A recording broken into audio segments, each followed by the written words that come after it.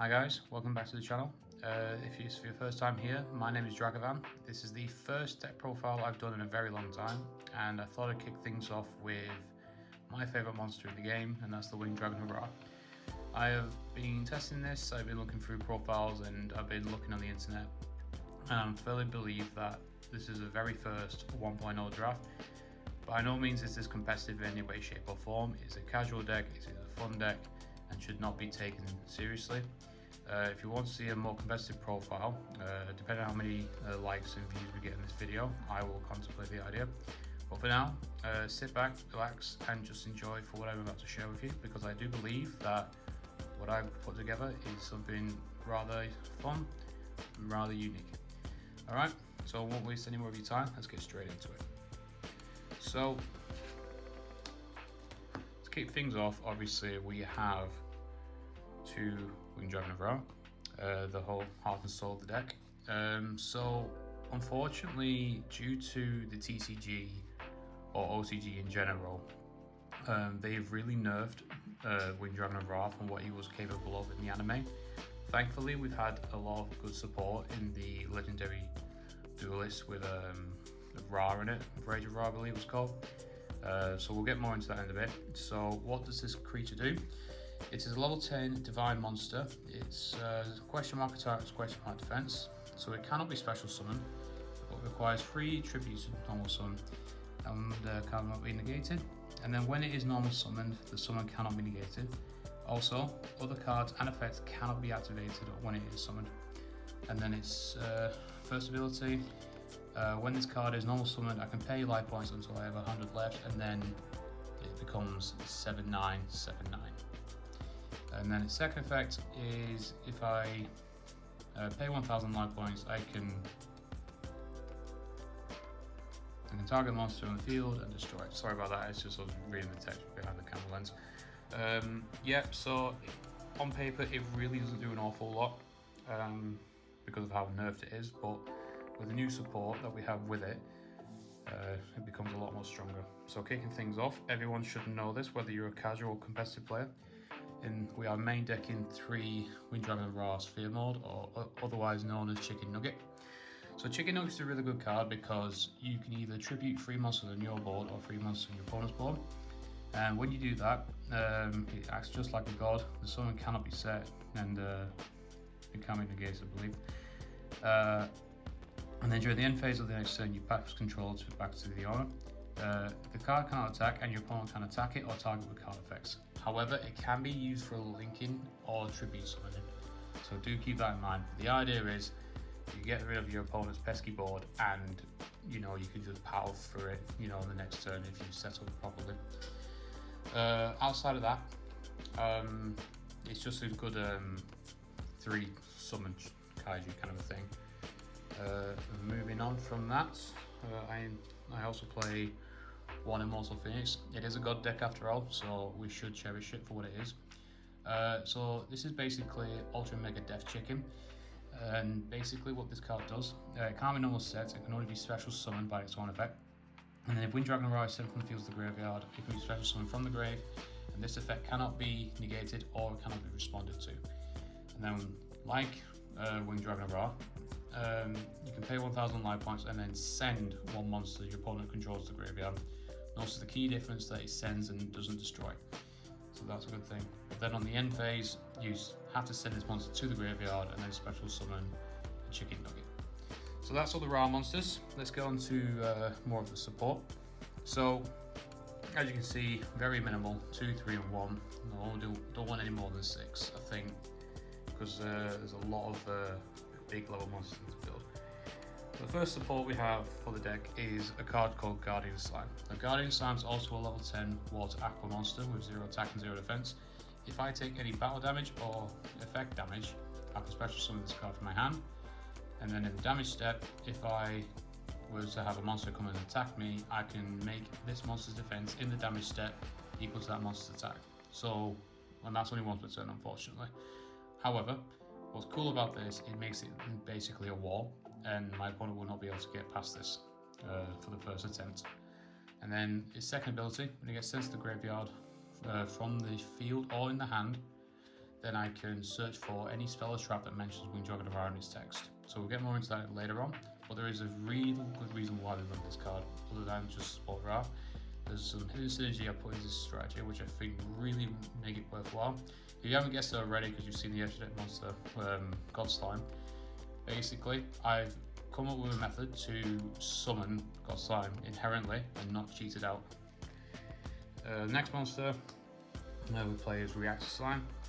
So, just like the other things, we need some small bodies, of course, and I believe only one is more than enough. You could get away with two, but for anyone who doesn't know, on normal summon, you get to special summon 2 more tokens. Ignition effect, you can special summon 2 slime tokens, but then you can't special summon for the rest of the turn, and you can only tribute summon for a god card. Its second ability is if you guess attacks, you can tribute it for cost, and then you can set one that reflects slime straight from your deck or graveyard, which is really cool. But to compensate this, I decided to play King of the Swamps, and I believe this is a really cool idea because you can discard this and then add Ollie to your hand, and it also can mimic its name for anything that you might have in the deck as well. So a really good card overall. It also happens to be an aqua and a water, so it does feel a requirement to get to God Slime, properly. And then the final little bit of support just for Ra, I play 3 Ice Drake Tremora. So Tremora just used this discarder to summon the Guardian Slime, rather than just purely just go on effect damage or battle damage. So that's a really cool thing. Yeah, that's pretty much all she is though. Also, she is an aqua and a water, so again, she does fill a requirement. But that was very streamlined, so it needed to be backed up with something more. So I've included the Numeron package. Yes, we are playing Numerons in this build. It's very monkey, I'm not going to lie to you. However, it does get the job done, because Ra is simply not enough right now. Okay, because Ra is just simply there for the OTK. If you summon Ra and don't OTK with it, you're not going to win. So we need a backup plan, and this is where Numeron Wall comes in. So Numeron Wall on summon doesn't really do an awful lot, but if you have no cards on field other than itself, you can send it from the field or the hand to the graveyard and activate Numeron Network rather, excuse me, directly from the deck. That can't be Ash Blossom, by the way, for all the casual players out there. But it's also a battle fader, so if I take damage, not only do I have, Slime as 1/1, I can have this one to end the battle phase as well. So a really good card for what it can do. Okay, so that's pretty much all the monsters. Very simple, very, basic, I guess. So now I'm going to move on to the spells. This is what really motivated me to create the deck, the True Sun God. So on activation, you can add any Winged Dragon of Ra or a card that mentions it in its text, and this includes monsters and spells. So you can add a key piece that you're missing. You can also add like Winged Dragon of Ra Sphere Mode, aka Chicken Nugget, which is insane if your opponent lets that go through. And then its second ability, you can either send the Face of Continuous spell or Winged Dragon of Ra to the graveyard. Then you can send one Mega Ultra Death Chicken from your deck to your graveyard. And then when that happens, Mega Ultra Death Chicken will trigger, aka Immortal Phoenix. Because Winged Dragon of Ra was sent to the graveyard from the previous chain, you can bring it back. It is so cool. Like, I really love this card for what it can do. Next, of course, to get to Ra and them away is Ancient Champ. So on activation, you add Winged Dragon of Ra, and you can do another normal summon after the turn you're back to the discard. Then, second ability, you can banish it, and then any monsters used for this Winged Dragon of Ra summon will gain the anime ability, where you gain the attack and defense of it. So the cool part is, if you have, for example, Reactor Slime and get the 2 tokens, then you can make it 15 by default, use the life point, go back to 100, and then you can basically attack for game if you're lucky, providing your opponent doesn't have anything to stop it, which shouldn't be the case if it's a normal summon, but I digress. And then I play a 1 blaze cannon just to make sure that Ra is invincible no matter what it's doing. So for anyone who doesn't know, you need Wind Dragon Ra. It's also a Blaze Accelerator card because of a OCG wording. So you can insert this with any Blaze Accelerators or Volcanic cards, I should say. So this card's activation effect can't be negated, which is really nice. So Wind Dragon Ra, this card is unaffected by opponent's card effects. When an attack is declared involving Ra, you can tribute any number of other monsters you control that didn't declare an attack, and then that Ra will gain that attack on top of that as well, so that's really cool. And then of course after damage step, if Ra attacks, you can send all of the monsters to the graveyard. So it is an end gamer, or it's just a really powerful card for what it can do. And then I run 1 Millennium Revolution with the Monster Reborn, because it did state that Ra can't be special summoned, but thanks to Millennium Revolution, we can cheat out Ra using Monster Reborn, just like we could do with Ra and Slifer. Although Ra will be sent to the graveyard. But again, if Ra gets sent to the graveyard, on the end step you can add Immortal Phoenix to the field, and because it's ends phase, it has to trigger, and then you'll get a golden ball instead. So that's pretty cool. And then of course, another Wind Dragon Ra Sphere mode, but in spell form, Soul Crossing. So there's plenty of ways we can do it, and I do think this is the correct ratio. There could be improvements, but this is only version 1.0, and it's not designed to be, meta. So do keep this in mind. This is just the first draft. If you think you can do anything else, please take inspiration from this, and yeah, I hope it works out. But carrying on, 1 Polymerization. I would run a second one, I just need to find it. So for now, we're just playing the 1. 1 Call by the Grave, because Ash is a thing, any hand trap is a thing, you can just stop pesky things. Of course, Numeron, we need to play Memories of Hope. We can summon numbers 1 to 4 and basically draw 4 cards. And in any other deck, it probably would be absolutely absurd. So in this deck, I think it just justifies and makes it balanced, so that's not too much to threat about. And of course, still on the Numeron stuff, we have 3 Numeron Network and 2 Numeron Calling. This is the only thing you use it for. Numeron Network allows all the numbers not to detach, for their abilities. And then the second ability, you send this for cost and then copy this effect. If this is activated and Numeron Network's on board, you can special summon all 4 numbers, which we'll get into shortly. And of course, Massive Reflect Slime, just to round things off for the main deck. So now that we've got everything done, main deck wise, let's move on to the extra. So like you see, very streamlined, very basic. 2 Guardian Slimes, not Guardian Slime, sorry, God Slime. Requires an Aqua Monster and a level 10 Water Monster. So you can already guess where we're going with this, with the poly, because the idea is I want to bring this back. So for future iterations of the deck profile where we can bring it back from the graveyard, then we've got a really good position.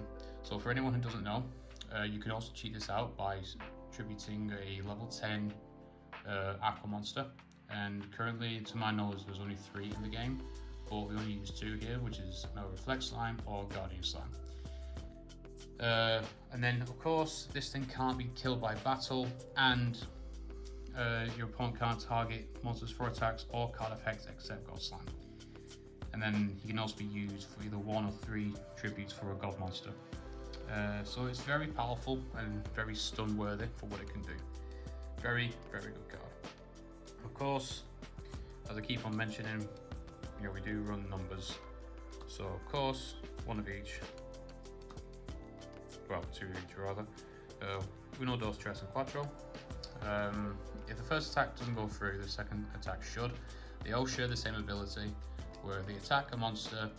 After the damage step, they all trigger, detach material of cost, and then all numbers double their value. But because of Numeron Network, we don't need to do that. They detach part cost. So yeah, it's just an instant OTK in this way.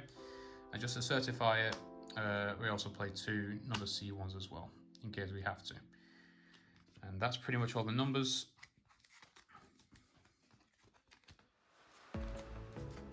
moving on to the final bits of the video now. Also, because we're very easily getting monsters out on board, we want to make sure we're out of Nibiru range or anything like that. So Apollos is there just to be a 4 negate, which is nice. Typically though, I always go into Infinitrack Fortress Megaclops. This thing cannot be destroyed or targeted or anything unaffected outside of Xyz monsters. But it can be targeted, so it can be bounced to the hand by a compulsive evacuation device, for example, so do keep that in mind. There's only monster effects that you know is hindrance against. And just because another link to find Topological Bomber Dragon. But that's pretty much it, guys. The very first deck profile of the year. Do let me know what you think. I know I've rushed off a little bit, saying certain parts of the video. It has been a while since I've done a deck profile. But yeah, let me know what you guys think. Again, I want to stress that this is only a casual deck and should not be treated as meta. If you win with this as local, this exact list, I'll be very surprised. Do take this as like a starting step, I'd reckon. My recommendation would be, if you were to move this forward, definitely consider, you know, the water as like your best ally with this, and maybe run more Ice Jades. Make it more Ice Jade focused rather than Numeral. But yeah, other than that, I really hope you enjoy this. This is Draconman here for the first deck profile of the year, and yeah, pleasure as always, and see you in the next one.